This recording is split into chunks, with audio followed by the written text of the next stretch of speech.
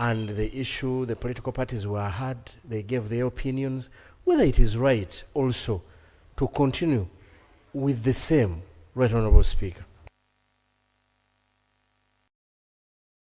Assignment he has from his constituent to come and bring an amendment. I've been reading this Twitter page of his. Everything here is a boomerang on him. Honorable Ssenyonyi, And just there. Let me ask you. Now, a private member has a right to move a bill here. And I don't think any member has a right to be told how his constituency will react or not, because he knows the constituency he represents.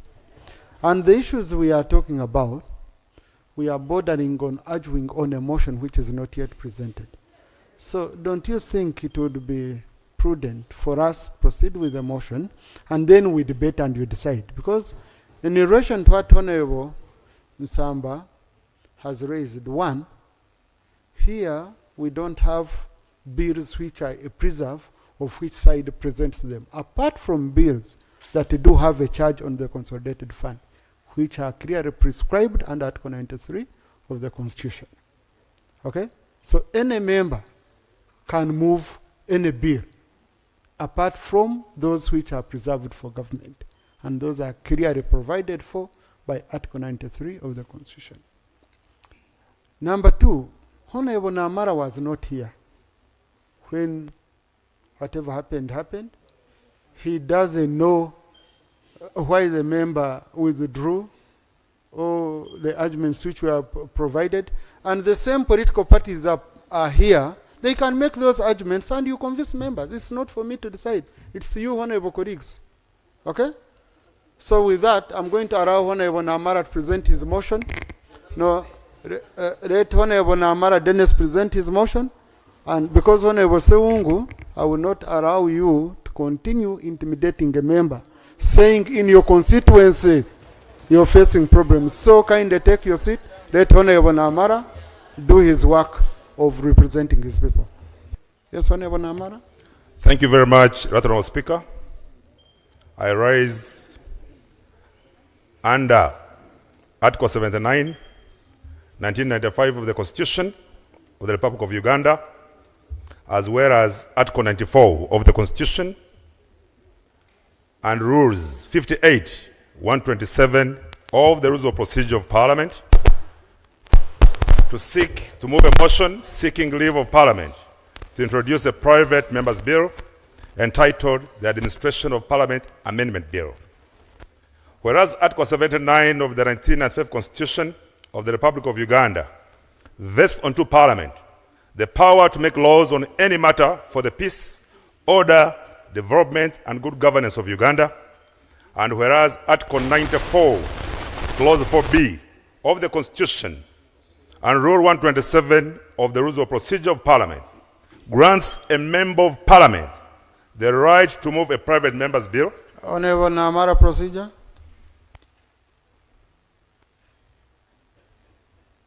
Right Honourable Speaker, indicated that the member informed you about that his bill does not affect Article 93 of the Constitution. I expected Honourable Namara to lay on the table. Democracy should be on two sides. If you are seeking, those people, the maxim of equity says those who seek equity must come with clean hands. So when you come and say government should be accountable, even on your side, you should be accountable. Right Honourable Speaker, the bill is to amend the Administration of Parliament Act to provide for the election of the leader of opposition by members of the opposition in Parliament from amongst themselves. That's one. Number two, to provide additional grounds upon which the leader of the opposition may cease to hold office for purposes of accountability. If every person, every minister of the government of Uganda can be censured because they draw money from the consolidated fund, how come there are no checks and balances on the side of the leader of opposition who draws money from the consolidated fund. Number 3, to require the shadow cabinet to be approved by all members of the opposition, not only one political party. Number 3, Right Honorable Speaker, I beg to be protected by some... Honorable, they are not on record. Oh, Continue. thank you very much. Number 4, also, Right Honorable Speaker, as you can see, from the appointment of the committees of parliament and international bodies, only one political party out of 17 positions has taken 16. The other political parties, we don't talk about the position of one political party. We talk about opposition parties in parliament. Which type of equity do you talk about when 17 positions are taken by one political party, and yet we have more than 5 political parties in parliament? What are the defects in the existing legislation? When you look at the cabinet, Right Honorable Speaker and members, out of 30 ministers, 20 of them are from one political party. The rest share only 10. We are saying you want to entrench democracy. What you preach to us is what you must practice. What are the defects in the existing law? In July 2005, Uganda transitioned from the movement political system to a multi-party political system through a national referendum. The adoption of the multi-party system of governance saw the amendment of the Constitution of the Republic of Uganda to create the office of the Leader of Opposition in Parliament.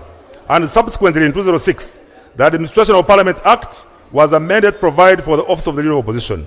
Section 8 of the Administration of Parliament Act provides for the election of the Leader of Opposition in Parliament to the government, having the greatest numerical strength in Parliament.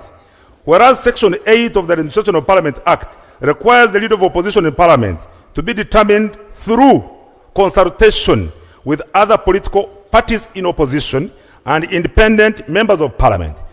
It has been a norm that the choosing of the Leader of Opposition is not done in Parliament. And yet the law is about the Administration of Parliament Act. But the choosing of the Leader of Opposition is handled from outside Parliament. We want the members of the opposition, together with the independent members of opposition who are here, as the law provides, to be consulted on that matter. Right Honorable Speaker, what are the remedies we are looking at? 1, the Leader of Opposition to be elected by all the members of the opposition political parties. Number 2, additional grounds upon which the Leader of the Opposition may cease to hold office, because you need to be accountable. If people cannot elect you, then you cannot be accountable. You are accountable to the people who elected you. The President of Uganda by law can be censured by this Parliament. The Prime Minister by law can be censured by this Parliament. All the ministers here can be censured by this Parliament. Who are you that the Leader of Opposition cannot be checked by this Parliament? We therefore put that ground. The Leader of Opposition is to consult other political parties represented in the Parliament when appointing persons and deputy chairpersons of standing committees. Right Honorable Speaker, I beg to submit. Thank you. Seconders, Honorable Linus Ngopek, 3 minutes, and then after Honorable Kwaringa.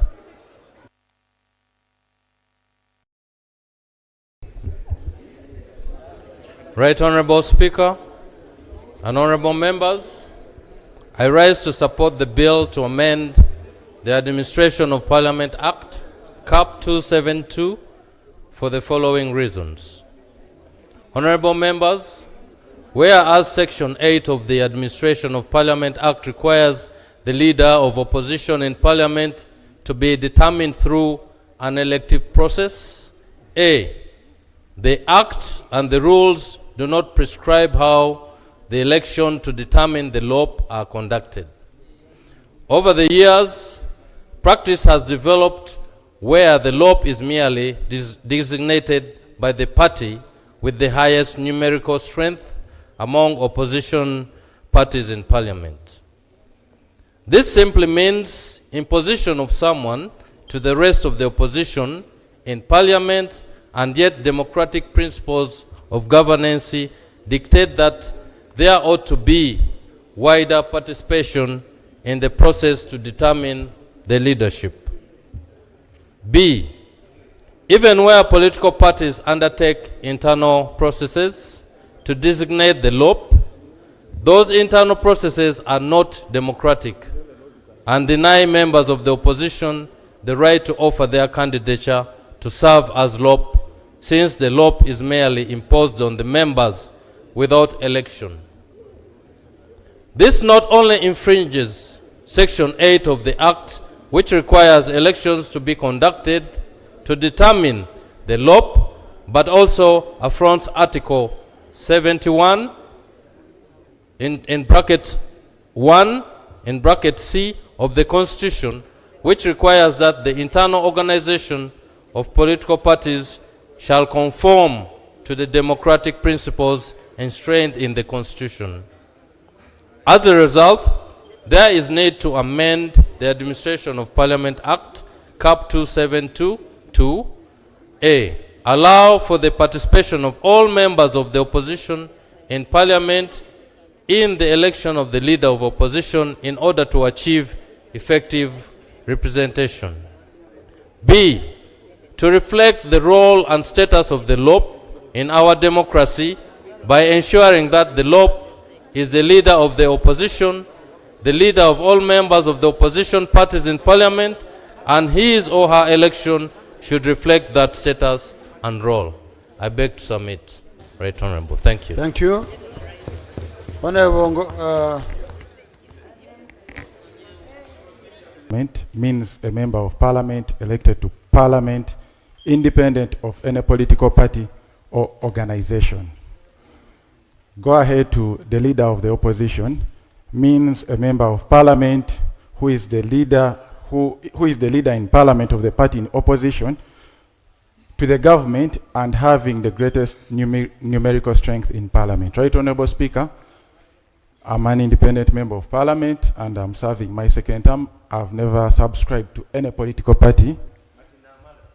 I've never subscribed to any political party, and I've been able to win, and I've been re-elected as an independent member of Parliament. The previous two members have been referring to us, the independents, to be part or involved in the election of the Leader of Opposition. Yet, the Leader of Opposition is defined, and me as an independent, I do not subscribe to NRM, I do not subscribe to the opposition. So, Right Honorable Speaker, as an independent, I wouldn't want to be involved in any matter concerning the opposition or the NRM, unless I do have a memorandum of understanding as some of the independents who have the MOUs with the National Resistance Movement. So the procedural matter I'm raising is are the two honorable members proceeding well to keep referring to us, the independents, me, an independent, as one who should be involved? Because yes, they have, according to his justification and according to what he has stated, he's saying as the independent member of Parliament, we need to take part in the election of the Leader of Opposition. So, Right Honorable Speaker, are we proceeding well if, or by the honorable members referring to me, an independent, as one who needs to take part in the matters of the opposition? Thank you very much. thank you. No, you see, the member is referring to the rules and the law. So he has committed no offense. But, Honorable colleagues, you see, when you're going to debate this motion, okay, two major things. One, does it cure a lacuna in the law? Are you getting me? That's a question. Yeah, that's a question. And me, I will know that through your voting. Are you getting me? How you vote on the motion is how I will know. Because you have someone who says it does, you have another one who says it doesn't, so you need someone in between who will put you to a vote. That's number one. Number two, yes, listen. And you see, that's a problem of moving ahead. We are not discussing the bill. The member is saying, give me permission to go and prepare a bill. That's it. Okay?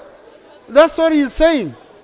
And I remember, honorable colleagues, there are bills which have come here and we fail them on second reading. If we don't find them, okay. So, but a member is saying, please, there is a case on, there is a prima facie case, there is a case on the surface that there is a gap in the law. So I want to go and cure this gap through the law. So it is you to decide whether to allow him or not. Very simple. So, and on the issue of independence, Honorable Masaba, okay, I would request you, one, if you feel uncomfortable, you exempt yourself from this debate. That's number one. Because number two, I have some independents who have already expressed interest in the matter, so you can't speak for all of them. Here, independents, you're independent of each other. You cannot have one which is binding the other. But those are details which would be in a bill which is not here. Yes. Huh? So, I was having Honorable Kwaringa.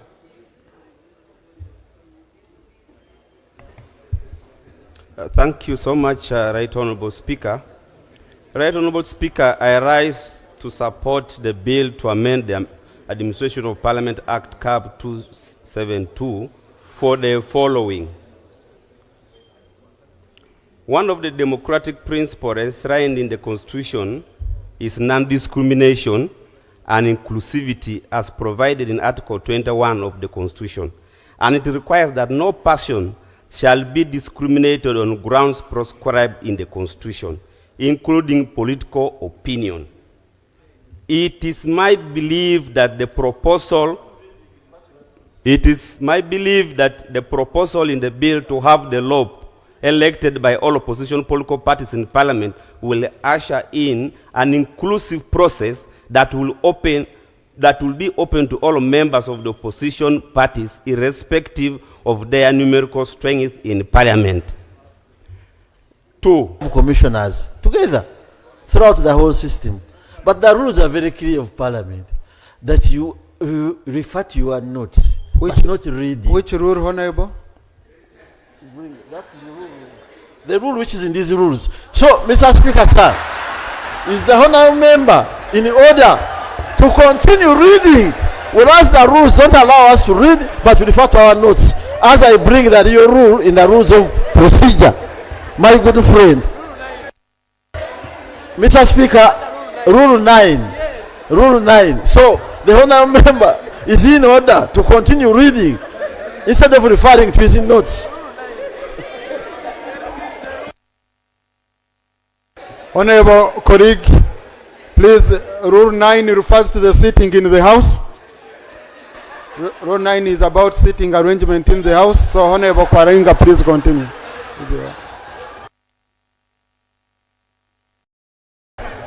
thank you so much, Right Honorable Speaker. Actually, it now reminds me on one of now, don't be diverted also. No. So what did they have to think about that? That we should have, who checks well government? You realize that today, for example, the composition of Parliament, the number of independents, already many of us here, the independents have a memorandum of understanding with the ruling government. Now, how best will the number of independents contribute to matters of opposition, yet they're already with government as per their memoranda of understanding? I just pray at this moment, let's reconsider. If we are talking about inclusivity and equity, talk about the Prime Minister. Should this side also rethink and start moving bill so that the Prime Minister is also chosen by the opposition? Shall we be fair when we start thinking along those lines?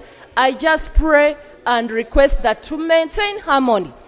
If at all the leader of opposition, the main role is to check government, let's reconsider the way the leader of opposition is checked, and rather is chosen, and we maintain that further that thinking of the framers of the Constitution, that during multipartyism we shall have the leader of opposition and whose duty will be mainly to keep the government in check, and that government cannot be checked by independents who already are numerical in strength and already have memoranda of understanding. I beg to move. Thank you.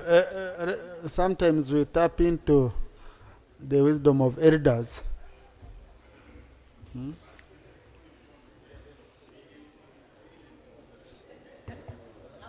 Thank you, Right Honorable Speaker, and colleagues. Ufono Pondo is my name.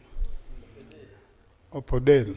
Addressing on point of information, let me give point of clarification to Honorable Naruyima. Actually, the members of opposition do debate and vote for the confirmation of the Vice President on this floor and the Prime Minister. And through the Committee on Appointments, you actually appoint the ministers by participating in voting. Approve. Therefore, in principle, there is nothing wrong in members of the entire opposition. Indeed, there's nothing wrong if we will take the route that the ruling side does vote for the leader of opposition, because that's a principle. Thank you very much. Thank you. I had allowed Honorable Ronald. Yes, you understand that. Now, when we are before this parliament, colleagues, let us not work in anticipation of what is going to happen.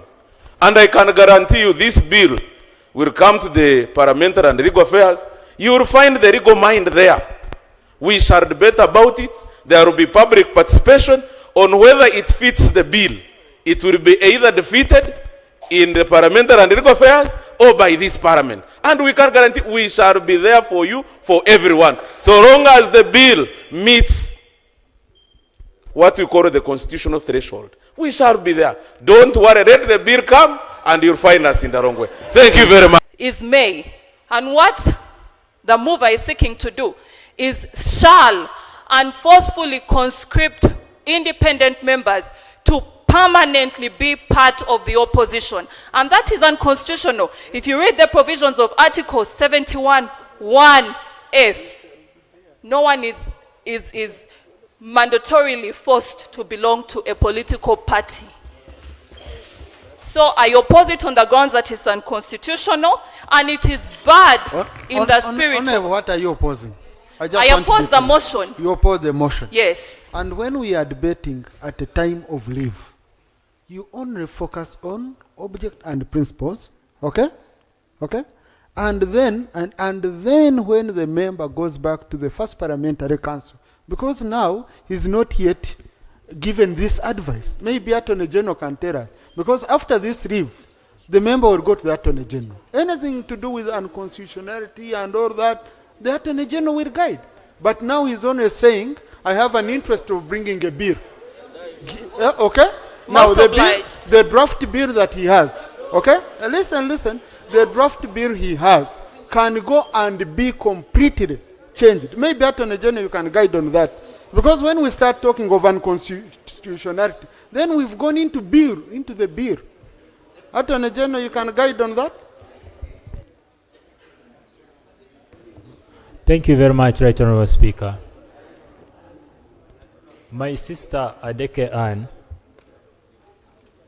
what we are doing now, we are discussing whether to grant leave or not. The motion was presenting what the mover considers to be the mischief, what he thinks we need to correct the anomalies he has found in dealing with the office of the leader of opposition. So he says, if you grant me leave, this is what I found to be wrong. While we have a leader of opposition, it is not inclusive of the rest of the opposition. It does not appear to be representative of the rest of the opposition. Plus, blah, blah, and the rest. Now the issue is, if we agree with that, we grant him leave. Then once the bill comes, we shall look at the contents of the bill. If they are contents that we believe are unconstitutional, we will deal with them accordingly. But for now, I wanted mainly at your level. If you grant a member now, okay? Yes. Will he come to you to help polish the procedure unconstitutional? I want to understand. Yeah. The procedure right now is that once he is granted leave, the law says he should be helped by the office of government, sorry, first parliamentary council in drafting, meaning that we will iron out all the basics and present a bill that is palatable. Did you talk to? Which the musician plus. I am a whip of the FDC and I speak for the FDC, and that is our position. I saw some. Thank you. Honorable Javira. So we are saying that our valuable time as this parliament cannot be wasted on a matter whose people it is supposed to fight for have found it irrelevant. Nobody is complaining. So we are, for us, we think that these people who are seeking leave, these colleagues who are seeking leave, are not doing it in the spirit of helping us, the opposition, but they are probably having other selfish interests, which we are. Honorable Javira. Thank you. Point of order. Honorable Speaker, I'm called Wabusadi Stephen, representing the people of Shigai constituency in Budwa district. You will be making me run the house here, okay? Mr. Speaker. Honorable, what you call a game, okay? Honorable, I now put the question. I now put the question that the motion seeking leave of the House to introduce a private member's bill entitled the Administration of Parliament Amendment Bill be approved. Those in favor say unto the contrary, nay. The ayes have it.